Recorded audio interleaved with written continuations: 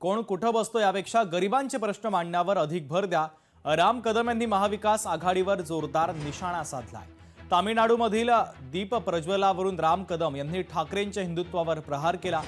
या संदर्भात आमदार राम कदम यांच्यासोबत संवाद साधलाय लोकशाही मराठीचे प्रतिनिधी चेतन ननावरे यांनी। पाहूयात। आपल्यासोबत भाजपचे आमदार राम कदम आहेत। सर, आज आसन व्यवस्थेवरून काँग्रेस आणि ठाकरे गटामध्ये खडाजंगी झाल्याचं पाहायला मिळालं।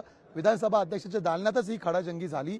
म्हणणं असं होतं, विधानसभा अध्यक्षांनी काँग्रेसच्या शिष्टमंडळाने घेतलेल्या भेटीनंतर काही आसन व्यवस्थेत बदल केले आणि दोन ठाकरेंचे जे ज्युनियर आमदार आहेत त्यांना मागे बसून काँग्रेसच्या ज्येष्ठ आमदारांना पुढे बसण्याची संधी दिली। यावर भास्कर जाधवांनी तीव्र नाराजी व्यक्त केली। मुळामध्ये तुम्ही कुठे बसलाय, काय बसलाय यापेक्षा तुम्ही सभागृहामध्ये गोरगरिबांचे काय मुद्दे मांडताय यावर अवलंबून आहे। याही पूर्वी महाराष्ट्राचे माजी मुख्यमंत्री पृथ्वीराज चव्हाण साहेब हे 7व्या रांगेत बसत होते। त्यांनी कधी आसन व्यवस्थेवरून तक्रार केली नाही।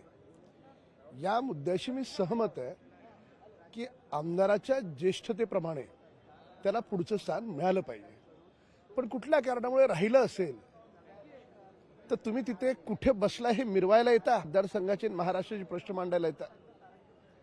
त्यामुळे ओबाटा आणि काँग्रेस दोन्ही पक्षाचा खरा जो चेहरा आहे, खरा लोकांशी काही पडलेलं नाही, खुर्चीशी पडलंय, त्याच पूर्ण महाराष्ट्रानं प्रत्यक्ष पाहिलं। अयोध्येला राम मंदिर कधी होणार यावर खिल्ली उडवणारे उद्धव ठाकरे जेव्हा अयोध्येत भूमिपूजन होत होतं त्यावर प्रश्न उपस्थित करत होते। म्हणजे बियर बार खोलण्याची घाई करणारे उद्धव ठाकरे मंदिराचं टाळं उघडत नव्हते। आणि खरी गोष्ट आहे, त्यांनी हिंदुत्व सोडलंय। त्यामुळे आता ठाकरे गटासमोर पुन्हा एकदा हिंदुत्वाच्या मुद्द्यावर भाजप आक्रमक होताना पाहायला मिळते। कॅमेरामॅन राजेश बनियारसह मी चेतन ननावरे, नागपूर।